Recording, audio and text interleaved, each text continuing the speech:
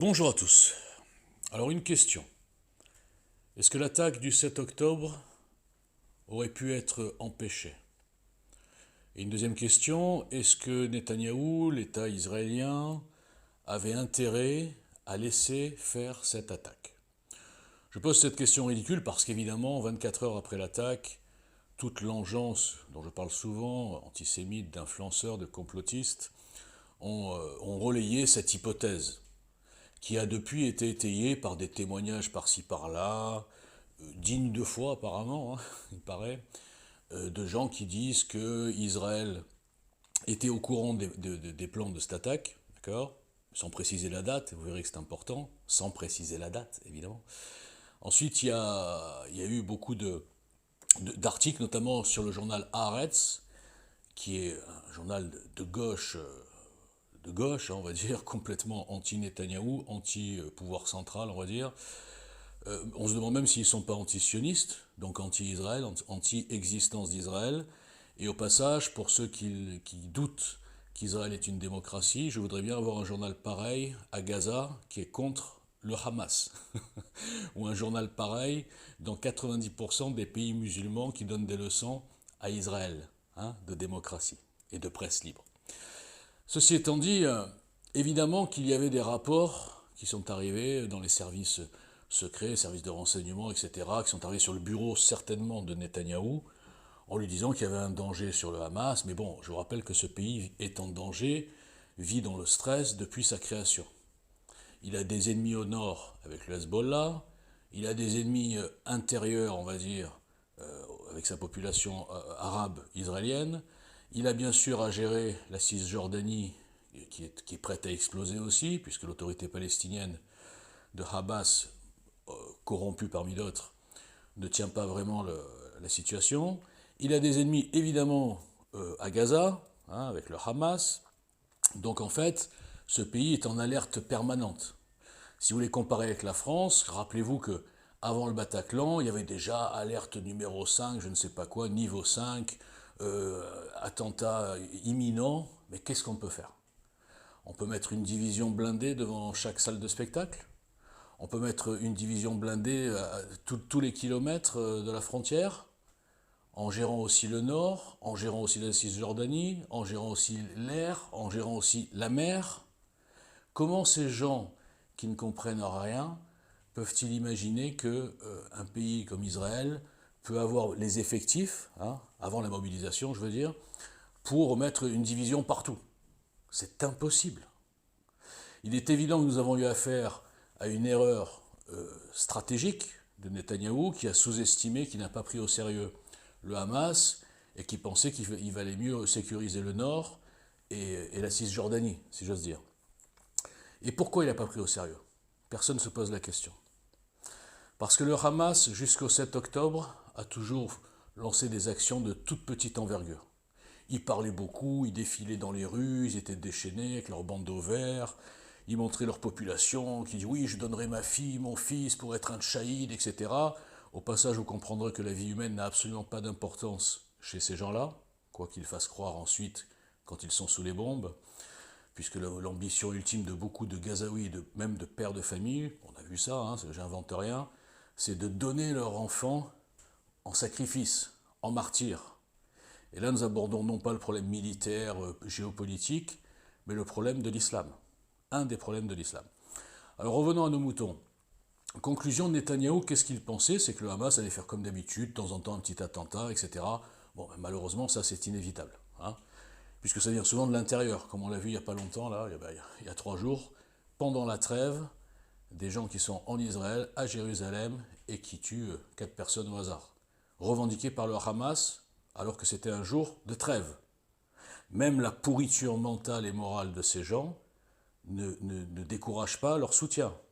Ils continueront à soutenir parce que c'est contre Israël, contre les Juifs, etc. Donc Netanyahou, pourquoi il était surpris? Parce que ce qui s'est passé, ce que personne n'a souligné, c'est que jusqu'à il y a un an environ, l'Iran ne finançait pas le Hamas. L'Iran finançait les chiites du Hezbollah et armait les chiites du Hezbollah.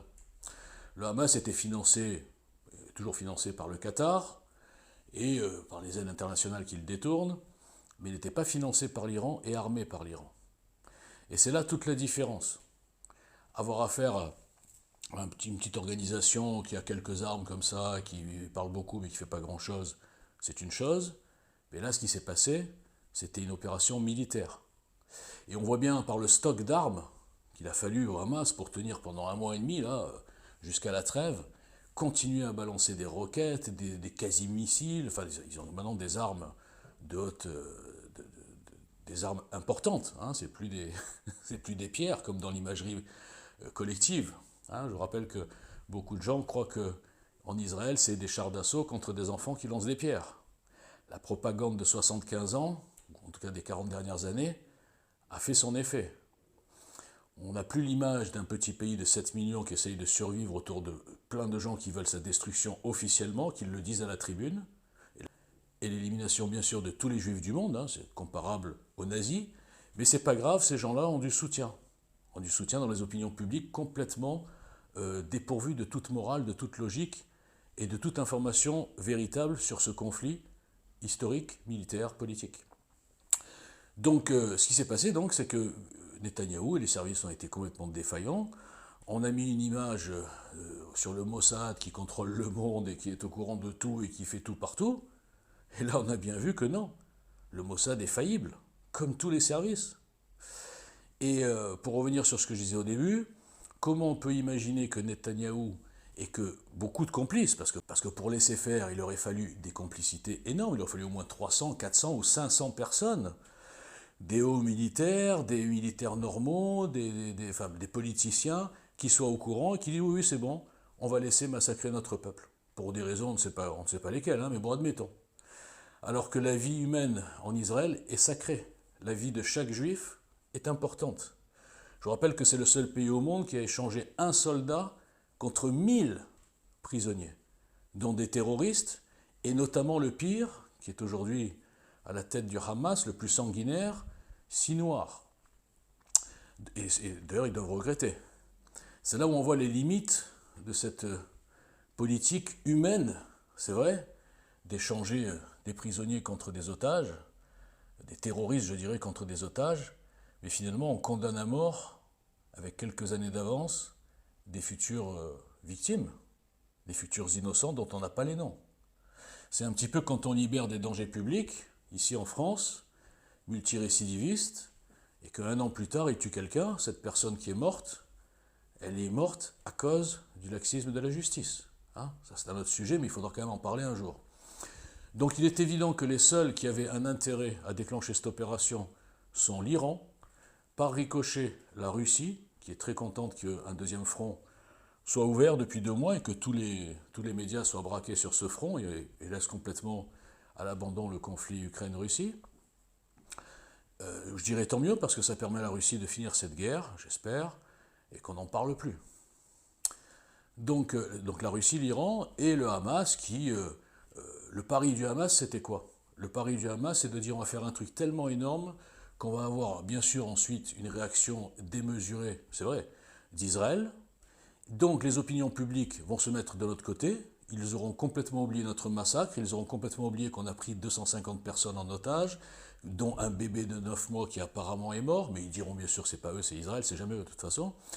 C'est comme vous vous rappelez de l'hôpital, 700 morts, tout le monde a diffusé. Ils étaient déchaînés les gens sur les réseaux sociaux. Regardez, Israël a tué 700 personnes dans un hôpital. En revanche, 4 jours après, quand on a bien vu que ce n'était pas Israël et que c'était une erreur de leur tir du djihad islamique, il n'y en a pas un qui a fait un mea culpa. Il y en a même qui disaient, oui, il n'y a pas de cratère parce que c'est des nouvelles bombes qui explosent avant de toucher le sol, enfin n'importe quoi.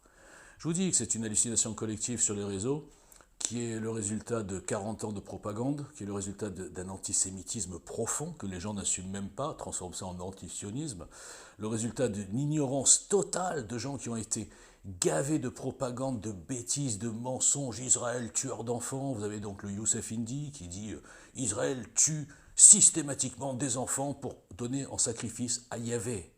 Vous vous rendez compte que des gens comme ça sont invités sur les plateaux, hein, les petits médias, même de la droite, même patriotes, hein, alors que ce sont des agents frères musulmans qui sont complètement, mais vraiment sans morale et qui pollue notre jeunesse, tout comme toute l'engeance soralienne.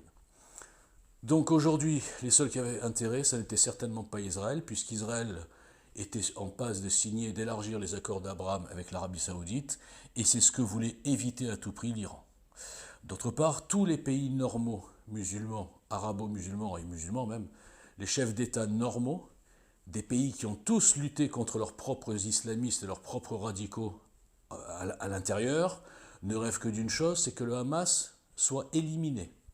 Quand je dis tous les normaux, évidemment, je mets de côté l'Algérie, le Qatar et l'Iran, qui sont les seuls pays qui voudraient que le Hamas survive, continue à massacrer, à terroriser non seulement leur propre peuple à l'intérieur, mais aussi à l'extérieur.